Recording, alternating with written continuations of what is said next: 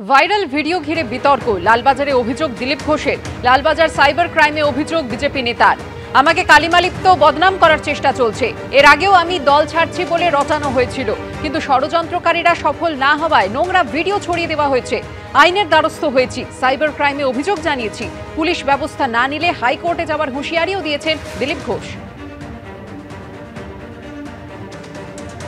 25 জুলাই সকাল থেকে বিভিন্ন সোশ্যাল মিডিয়াতে ইউটিউবেতে একটি ভিডিও প্রচার করা হয়েছে নোংরা ধরনের, যেখানে স্ত্রী পুরুষ চরিত্র দেখা যাচ্ছে। তাদের মধ্যে যে পুরুষ চরিত্র তার সঙ্গে আমার নাম যুক্ত করার চেষ্টা হচ্ছে। ভিডিও ঠিক কি ভুল তৈরি করা কিনা, কোন চরিত্র কারা করেছে আমরা কিছু জানি না, কিন্তু এর দ্বারা আমার ব্যক্তি চরিত্রকে হনন করার, আমার ব্যক্তি ইমেজকে ধ্বংস করার একটা খুব প্রচেষ্টা হয়েছে।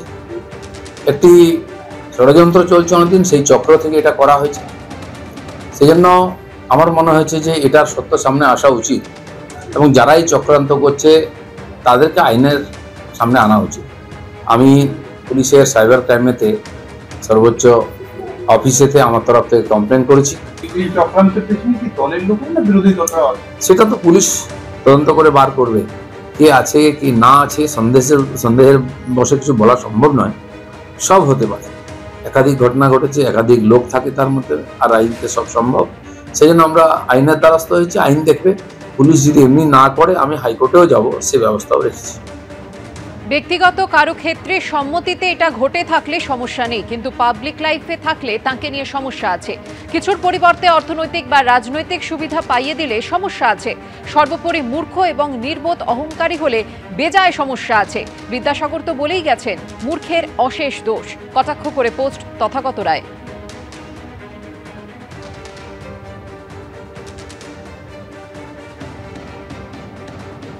সম্পূর্ণ তাদের ব্যক্তিগত বিষয় এবং বিজেপির অভ্যন্তরীণ বিষয়। এখন একটা ভিডিও নানাভাবে লোকের কাছে গিয়ে পৌঁছেছে। এখন সেই ব্যক্তি আদৌ দিলীপ ঘোষ কি দিলীপ ঘোষ নন, সেটা একটা প্রশ্ন। দ্বিতীয় প্রশ্ন, যদি দিলীপ ঘোষ হন তাহলে তাঁর ব্যক্তিগত জায়গার ভিডিও সেটা বাইরে গেল কি করে? আবার কেউ কেউ বলছে নাকি দিল্লিতে সম্প্রতি কোনো একটা মিটিং থেকে দিলীপবাবুর অতি শুভানুধ্যায়ী যাদের দেখা হয়েছিল তারা নাকি এসব নানা রকম কারবার টারবার করেছেন। এগুলো সব দিলীপবাবুরা বলতে পারবেন।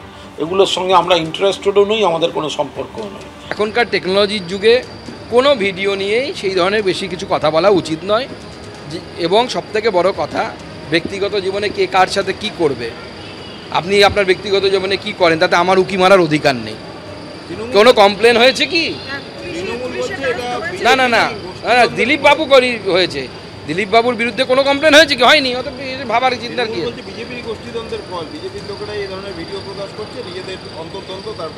আমার মনে হয় না। আমি এই ভিডিও সেইভাবে দেখিও নি। আমার এই ভিডিও নিয়ে কোনো বিন্দুমাত্র ইন্টারেস্ট নেই। এবং কে কার সাথে ব্যক্তিগত জীবনে কোথায় কি করছে এই বিষয়ে আমাদের মনে হয় আলোচনা না করাই ভালো।